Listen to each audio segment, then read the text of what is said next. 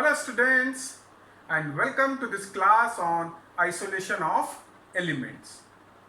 पिछली क्लास में हम लोगों ने स्टडी किया था कि व्हाट इज मेटलर्जी या एक्सट्रैक्शन ऑफ मेटल में क्या क्या स्टेप्स इन्वॉल्व हैं, कौन कौन से प्रोसेसेस इन्वॉल्व हैं. And there we study that isolation of elements involve 3 crucial steps, जिसमें पहला था एनरिचमेंट ऑफ ओर, दूसरा था आइसोलेशन ऑफ एलिमेंट. अब क्योंकि हम लोग मेटल्स की बात कर रहे हैं, we will talk about isolation of metals. और थर्ड स्टेप होता है प्यूरिफिकेशन या refining of metal which has been extracted. जो पहले क्लास थी उसके अंदर हम लोग ने एनरिचमेंट ऑफ ओर कंप्लीट कर लिया था, और इसके अंदर हम लोगों ने डिफरेंट प्रोसेसेस पढ़े थे which depends upon the differences in physical properties and to some extent chemical properties of ore and impurity or the gangue. In today's lecture we will mainly look at isolation of element or metals. ठीक है? So let's look at the second step of isolation of elements.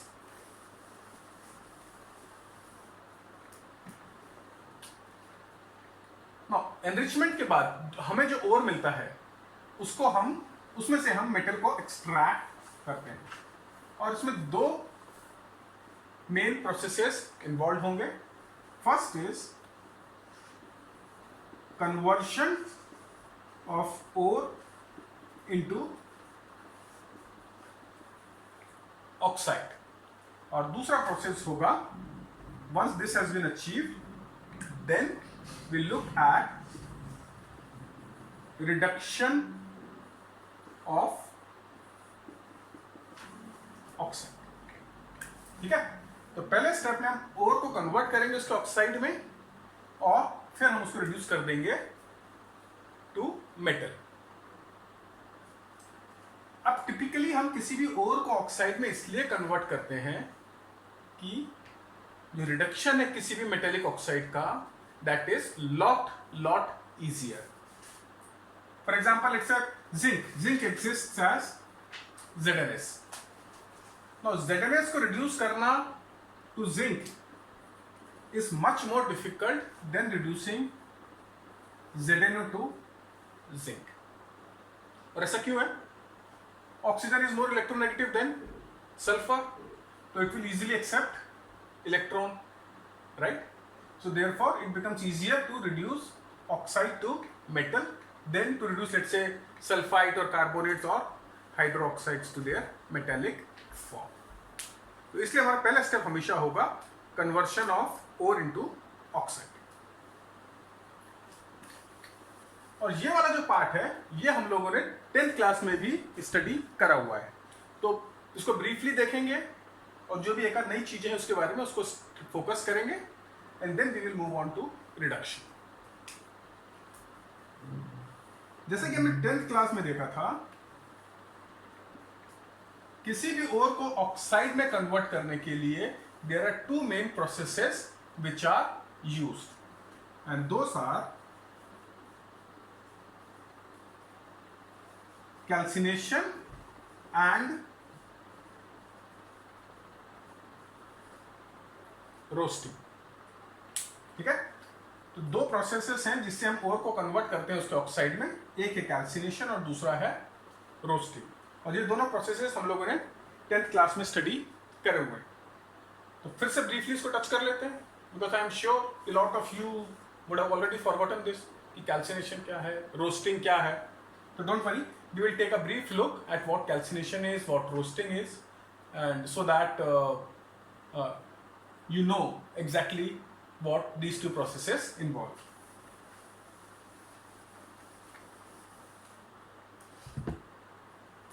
तो सबसे पहले देखते हैं हम लोग calcination. Now calcination involves heating of ore. चलो मैं रोस्टिंग भी लिख लेता हूं so that we cover both of them together. Roasting also involves heating of ore. और दोनों के केस में तो हीट कर रहे हैं ओर को, that we are doing up till a temperature which is lower than the melting point. मतलब हम मेटल के मेल्टिंग पॉइंट से नीचे तक उसको हीट करते हैं, हम मेटल को मेल्ट नहीं करना चाह रहे। ठीक है, so heating a ore below the melting point, या heating a ore to a temperature below the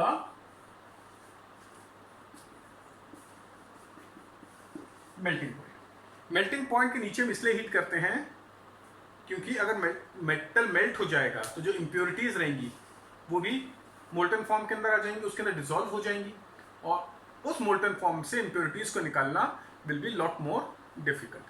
तो हम ये नहीं चाहते कि जो हमारा ओर है वो मोल्टन फॉर्म में आए। ठीक है, इसलिए हम उसको हीट करते हैं, but just below the melting point. Second है इसके अंदर, in absence or limited supply of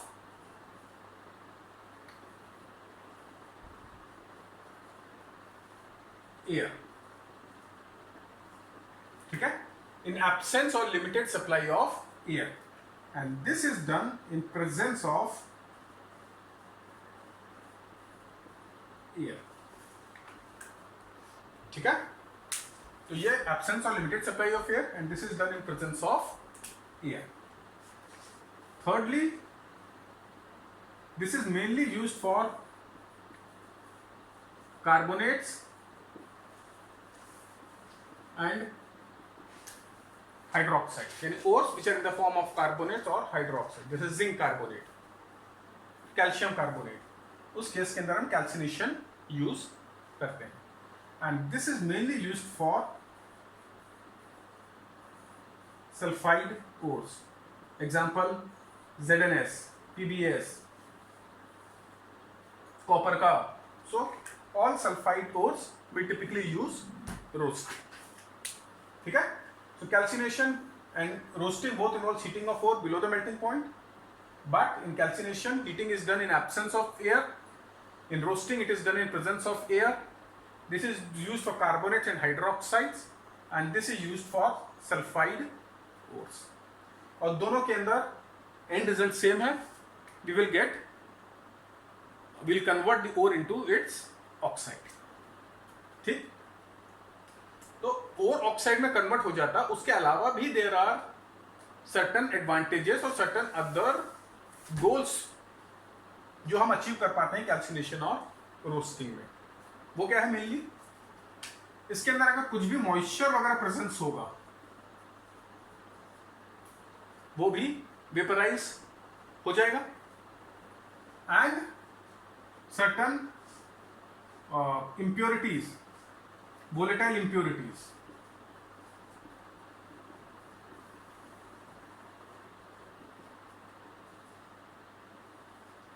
तो मॉइस्चर और वोलेटाइल इंप्योरिटीज दोनों की दोनों इस हीटिंग प्रोसेस के अंदर निकल जाती है। तो एक तरीके से जो हमारा ओर है वो और ज्यादा कॉन्सेंट्रेटेड हो जाता है। And in case of roasting, lot of non metallic impurities,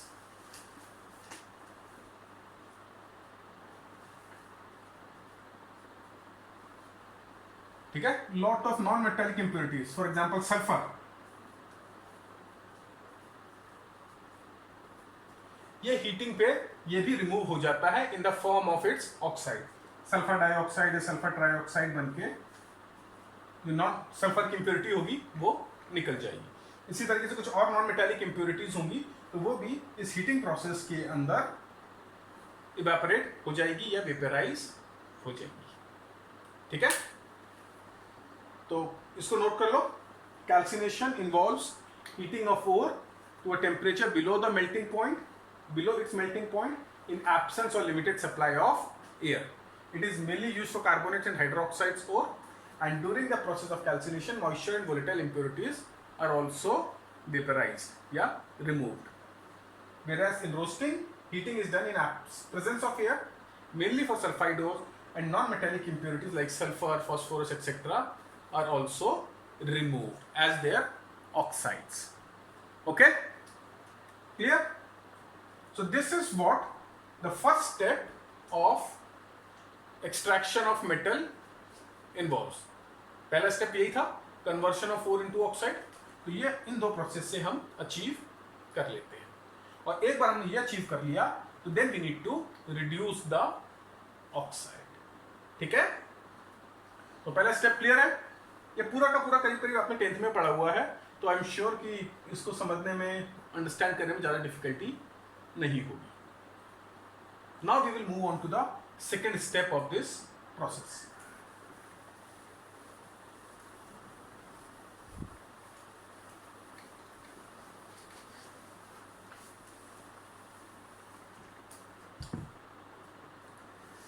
तो सेकेंड स्टेप क्या है? Reduction.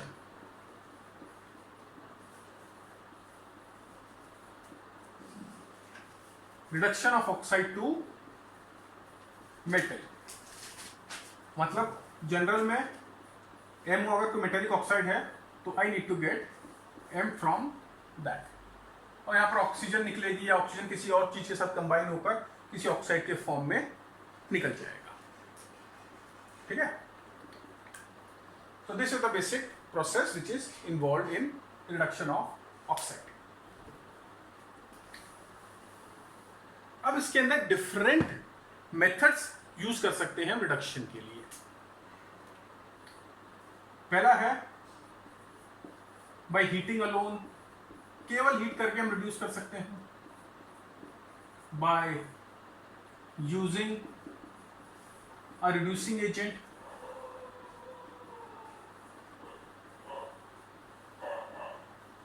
The third may be by electrolytic reduction, electrolysis. ठीक है, so reduction can be achieved through these three methods: by heating, by using a reducing agent, and by electrolytic reduction. इसको note down कर लो, then we will look at each of these processes.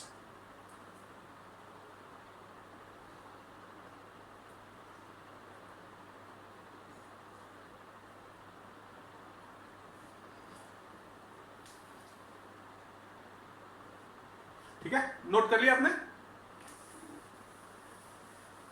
तो अभी हम इन दो process के ऊपर concentrate करते हैं. That is by using a reducing agent और by heating. Now there certain metallic oxide जिसको हम केवल हीट करके उसके मेटेलिक फॉर्म में रिड्यूस कर सकते हैं. और हमने 10th क्लास में देखा था, दो एग्जांपल देखे थे हम लोगों ने, Cu2S और सिनाबार से जब हम मर्क्यूरी ऑब्टेन करते थे, तो इस केस के अंदर हम केवल इसको हीट कर ही we were able to reduce it, and we term that process as self reduction या ऑटो रिडक्शन. ऑटो रिडक्शन भी बोल सकते हैं.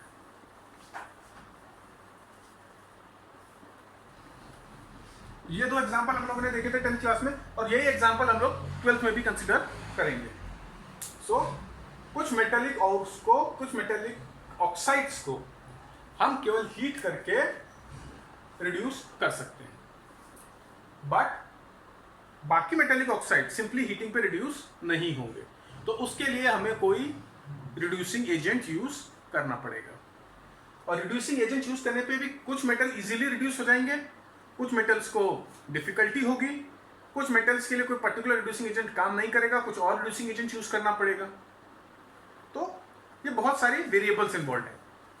तो वो क्या चीज है और how do we figure out कि whether a metallic oxide can be reduce simply by heating और it will require a use of reducing agent.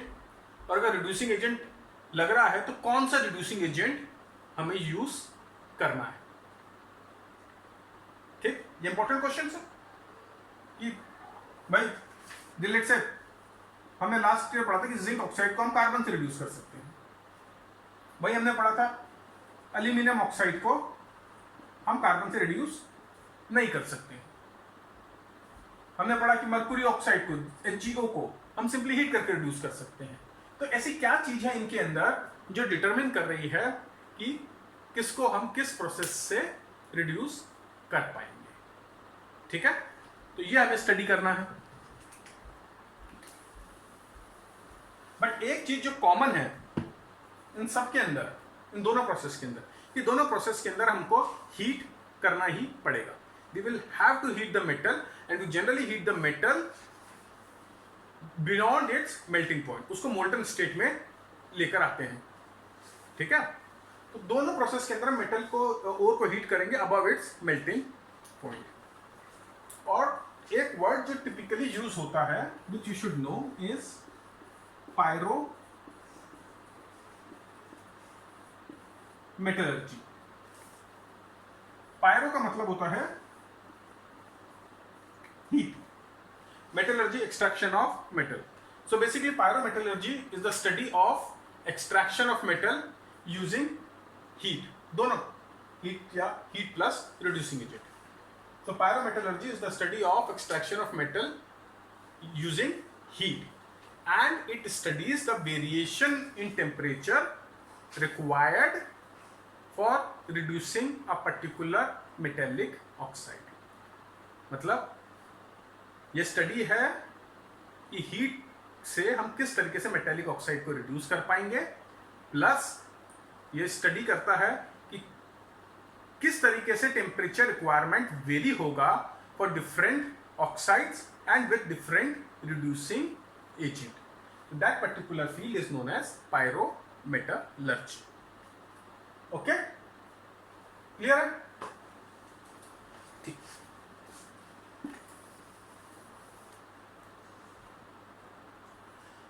ये स्टडी करने के लिए कि कौन सा मेटल किससे रिड्यूस, कौन सा मेटेलिक ऑक्साइड किससे रिड्यूस होगा या कौन सा मेटेलिक ऑक्साइड सिंपली हीटिंग करके रिड्यूस हो सकता है, we make use of something known as Ellingham diagram. ये बहुत इंपॉर्टेंट है। एलिंगम डायग्राम की स्टडी करके हम टिपिकली ये डिसीजन लेते हैं कि क्या ये मेटेलिक ऑक्साइड हीट करने पर रिड्यूस हो जाएगा या हमें रिड्यूसिंग एजेंट यूज करना है, और रिड्यूसिंग एजेंट यूज करना है तो कौन सा reducing agent will be suitable. और क्योंकि एलिंगम डायग्राम ये किस चीज के बीच का प्लॉट है, it's a plot between Gibbs free energy change and temperature. Gibbs free energy change versus temperature, इसके बीच का ये ग्राफ है। ठीक है, तो इस एलिंगम डायग्राम पर हम लोग थोड़ी देर बाद पहुंचेंगे, बट क्योंकि इसमें गिब्स फ्री एनर्जी इन्वॉल्व है, टेम्परेचर इन्वॉल्व है, तो कहीं ना कहीं we need to understand the thermodynamics of this reaction, of this reduction reaction. हमें उसकी थर्मोडायनेमिक प्रॉपर्टीज या थर्मोडायनेमिक फिजिबिलिटी स्टडी करनी पड़ती है to be in a position to answer these two question. ठीक है, तो सबसे पहले या इस लेक्चर में हम केवल थोड़ा सा थर्मोडायनेमिक्स ब्रश अप करेंगे जो हम अर्लियर क्लासेस में पढ़ चुके हैं, और नेक्स्ट वीडियो में बनाऊंगा, नेक्स्ट लेक्चर जो रहेगा उसके अंदर हम एलिंगम डायग्राम को कंप्लीटली इन डिटेल कवर करेंगे, और इस तरीके से कवर करेंगे कि आपकी अंडरस्टैंडिंग उसकी एकदम क्लियर हो। Okay, students find this diagram difficult to understand, but मेरे हिसाब से अगर आपने कॉन्सेप्ट पर ध्यान दिया, थोड़ा कॉन्सेंट्रेट करोगे, तो it is very interesting and very easy to understand. ठीक, तो first talk, let's talk about a bit of thermodynamics. Thermodynamics के अंदर हमने एक इक्वेशन पढ़ी थी,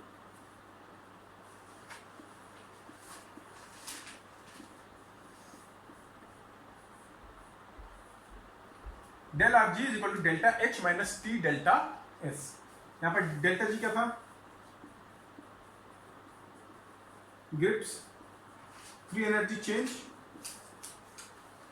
फॉर द गिवन प्रोसेस या for the given chemical reaction, delta H enthalpy of reaction, और डेल्टा एस एंट्रोपी चेंज, और टी टेम्परेचर इन केल्विन। ये क्वेश्चन हम लोग ने स्टडी करी थी, राइट। और फिर एंथैल्पी के बारे में हमने क्या पढ़ा था?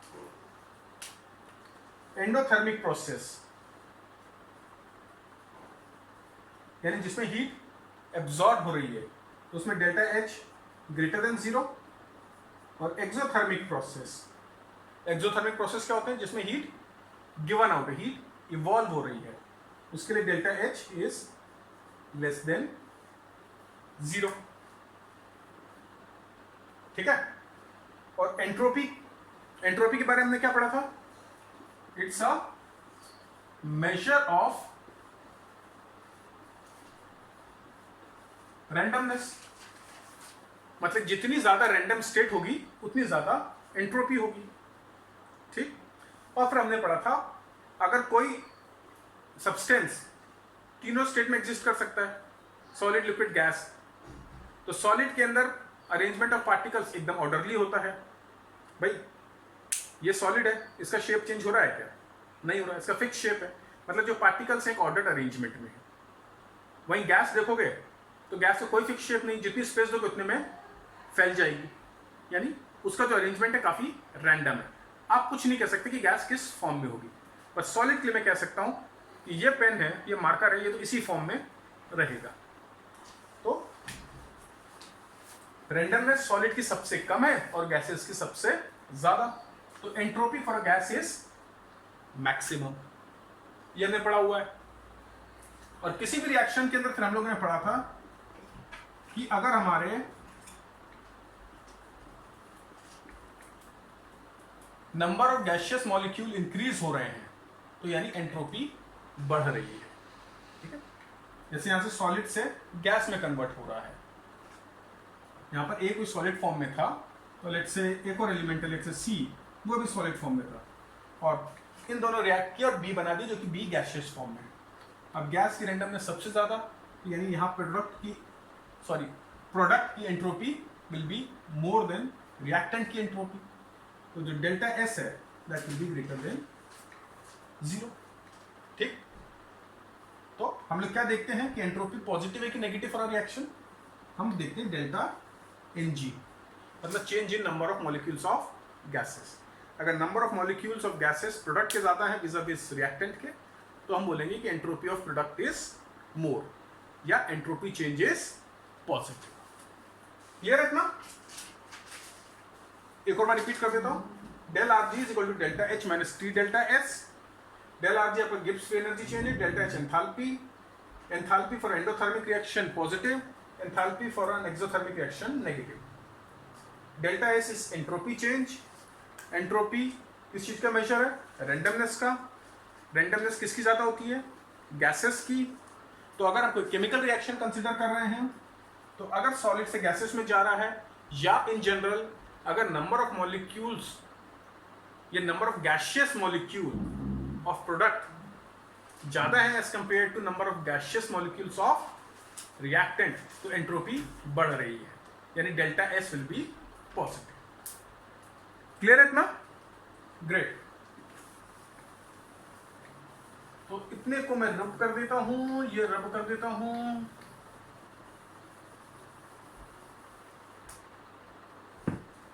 अब लास्ट चीज जो हम पढ़ेंगे आज की क्लास के अंदर, दैट इज कंडीशन फॉर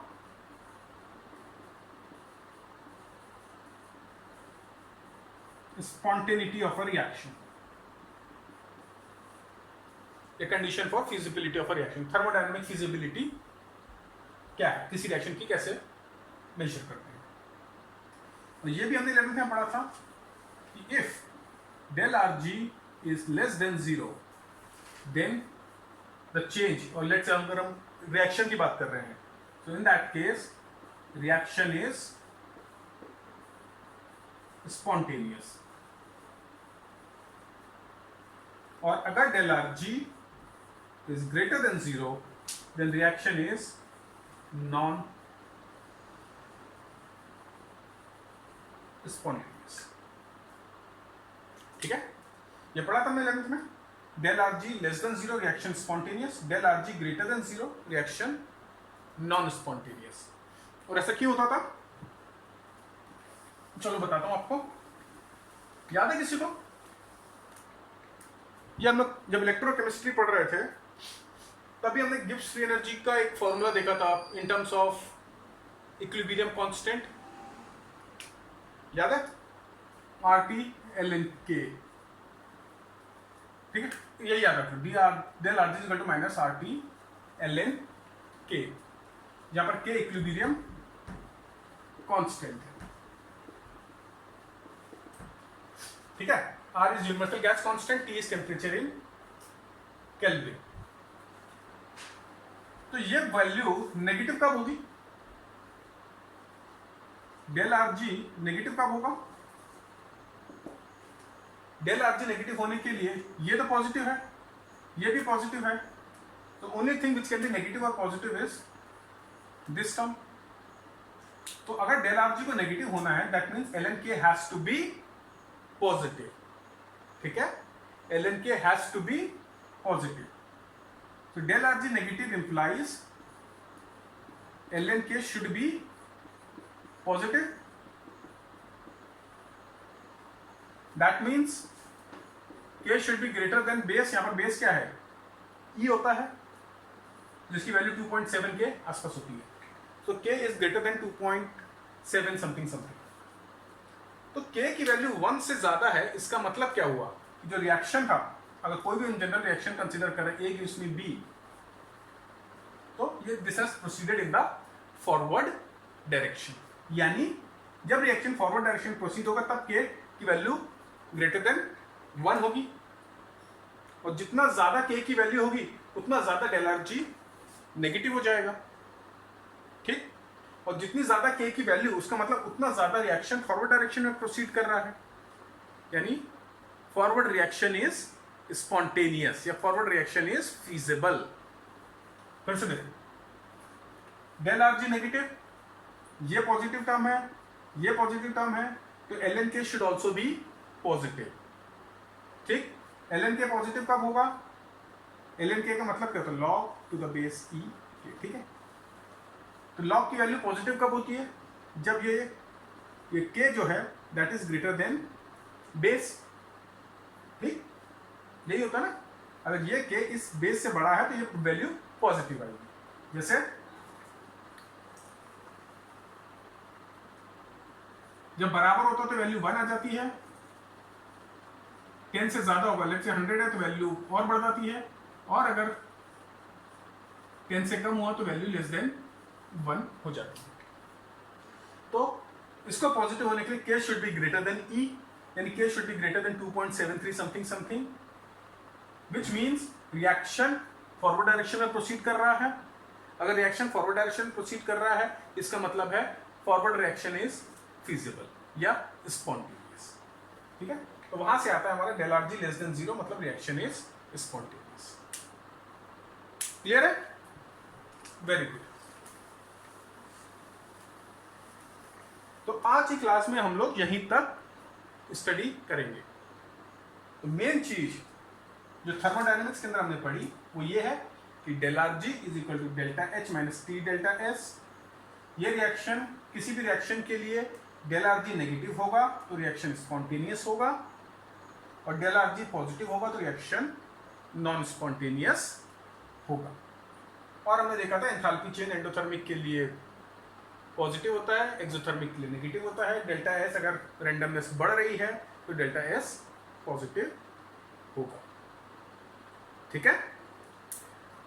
अब तो नेक्स्ट स्टेज हम लोग देखेंगे एलिंगम डायग्राम। उसका हमारा बेसिक पर्पस यही रहेगा कि हम हर रिएक्शन का डेल RG देखें, कि अगर मैं किसी रिएक्शन को हीट करता हूं, भाई किसी मेटेलिक ऑक्साइड को हीट करता हूं, जैसे मान लो मेरा कोई मेटेलिक ऑक्साइड है MO, और उसको हीट करके वो रिड्यूस हो जाता है M और ऑक्सीजन के फॉर्म में, तो उसका मतलब क्या होगा कि del RG for this reaction should be less than 0, तभी ये रिएक्शन पॉसिबल है। अगर डेल RG जिस रिएक्शन के लिए पॉजिटिव नहीं है, सॉरी डेल RG इस रिएक्शन के लिए अगर पॉजिटिव है तो ये रिएक्शन फिजिबल नहीं है, यानी उस ऑक्साइड को हम हीट करके रिड्यूस नहीं कर पाएंगे। तो बेसिकली हमें जो हमारे दो बेसिक क्वेश्चंस थे जो मैंने बोले थे कि ए क्या किसी मेटल ऑक्साइड को मैं सिंपली हीट करके रिड्यूस कर सकता हूँ, बी अगर नहीं तो कौन सा रिड्यूसिंग एजेंट मैं यूज करूँ। तो इन दोनों क्वेश्चन के आंसर के लिए मेरे को डेलार्जी कंपेयर करना पड़ेगा ऑफ वेरियस रिएक्शंस। और एलिंगम डायग्राम बेसिकली डेलार्जी को प्लॉट करता है विथ टेम्परेचर। तो अल्टीमेटली मेरे को एलिंगम डायग्राम को यूज करना होगा। ठीक है, तो यहां तक क्लियर है आपको। तो नेक्स्ट क्लास के अंदर we will look at Ellingham diagram. तो उससे पहले ये वाला पार्ट, स्पेसिफिकली थर्मोडायनेमिक्स वाला पार्ट को एक बार रीड कर लो ताकि इसका कॉन्सेप्ट एकदम क्लियर हो। ये एकदम क्लियर होगा तो एलिंगम डायग्राम समझने में कोई दिक्कत नहीं होने वाली है। तो that's it for this particular video. Hope you found it interesting and if there are any doubts you can message me. So keep studying and we will be back very soon with the next video on Ellingham diagram. Till then, goodbye.